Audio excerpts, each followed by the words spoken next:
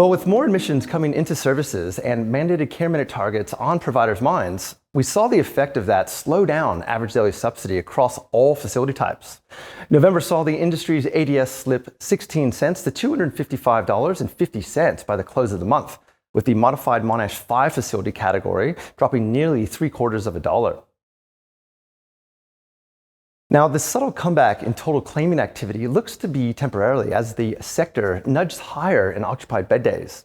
However, we have to wait for those new admissions to be assessed by their AMOs before we report them within claiming activity.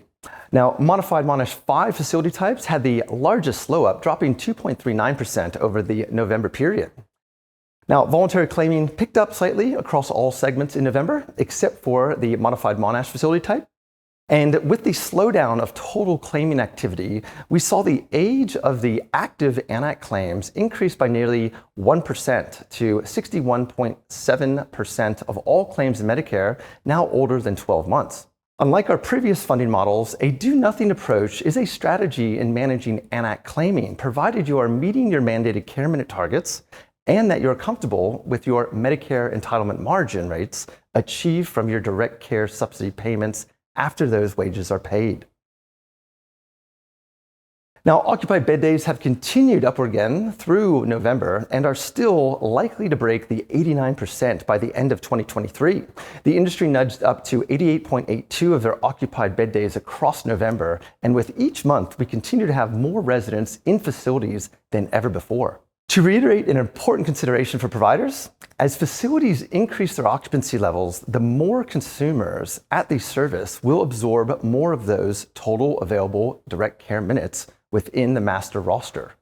Therefore, understanding your daily work care minutes is a key reporting insight which providers need to keep an eye on, as the regulator will be utilizing the delivered care minutes to your mandated targets as a risk indicator for managing safety and quality to residents in your care.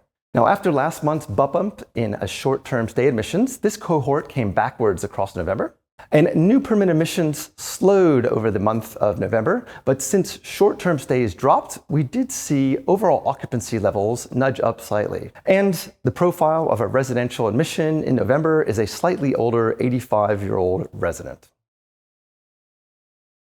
As we continue through the first QFR reporting period, now with mandated care minute targets, the sector has added to the watermark achieved last month with an additional 1.53% growth in total direct care time.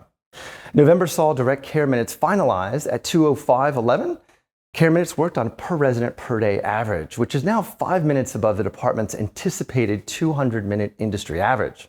As we work towards October of 2024, it appears that there is confidence building that the sector can meet the 215-minute national average by that milestone. RN minutes showed a strong gain as well, still below the anticipated 40-minute of a national average, but up nearly 1.25% to 38.25 minutes worked on a per resident per day basis.